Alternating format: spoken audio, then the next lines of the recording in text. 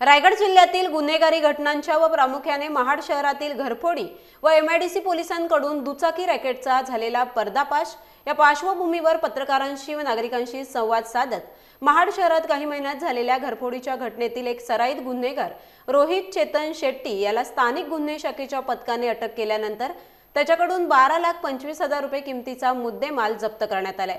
महत्त्वाचे म्हणजे Mahad MIDC police पथकातर्फे सहाय्यक पोलीस निरीक्षक मारुती आंधळे यांच्या मार्गदर्शनाखाली नुकताच दुचाकी चोरी रॅकेटचा पर्दाफाश करण्यात आलाय।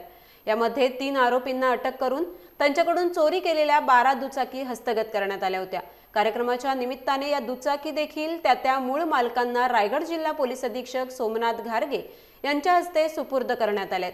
यावेळी महाड तालुका उपविभागीय पोलीस अधिकारी शंकर काळे, महाडचे तहसीलदार महेश शितोळे, महाड तालुका पोलीस ठाण्याचे मायने, महाड शहर पोलीस निरीक्षक रमेश तडवी, महाड एमआयडीसी पोलीस ठाण्याचे सहाय्यक पोलीस निरीक्षक मारुती आंधळे, महाड शहर पोलीस ठाण्याचे सहाय्यक पोलीस निरीक्षक जीवन माने यांच्यासह तालुक्यातील पोलीस पाटील, नागरिक, महिला वर्ग आणि पत्रकार बांधव मोठ्या संख्येने यावेळी उपस्थित होते। यामध्ये एक मुद्देमाल जो आहे तो महत्त्वाचा म्हणजे मोटरसायकल्स आहेत। 12 मोटरसायकल जे आहेत तर त्या आपल्याला परत मिळालेल्या आहेत।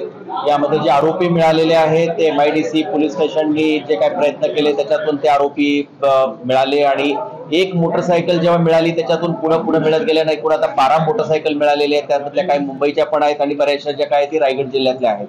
या मोटरसायकल्स आपण या ठिकाणी फिर्यादींना आपण त्यांच्या चावी जी आहे ती सन्मानाने परत दिलेली आहे।